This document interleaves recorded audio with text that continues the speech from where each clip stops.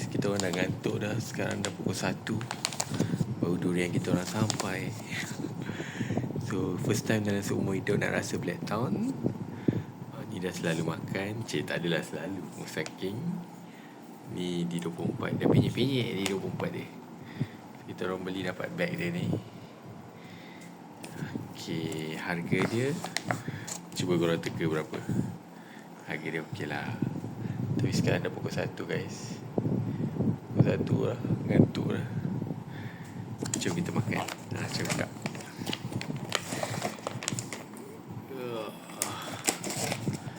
Delivery tu memang lama betul. Saya nak rasa okey ke tak. Blacktown. The moment of the truth. Sebab sekarang kan musim tengah murah kan. Kita nak rasa. Saya try ambil yang ni lah. Bismillahirrahmanirrahim.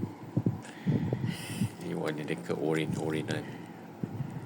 Bismillah.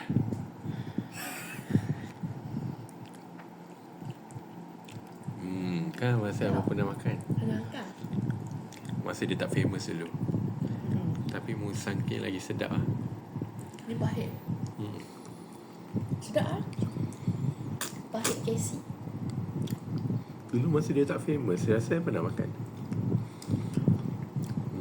Saya lagi suka Musang King. Saya tak suka Blacktown. Blacktown lagi mahal ke? Blacktown lagi mahal. Tapi sekarang musim dia tengah murah. Okay, rasa dia macam mana? Dia ada KC. Pahit? Pahit dia macam kurang. Kuat lah. Kuat eh? Lemak kurang. Musang King menang lagi. Kita rasa lagi satu. Yang besar. Macam ni. Okay, kita makan ni. Tengok lah. Bismillah. Sedap. Dia ada macam itulah.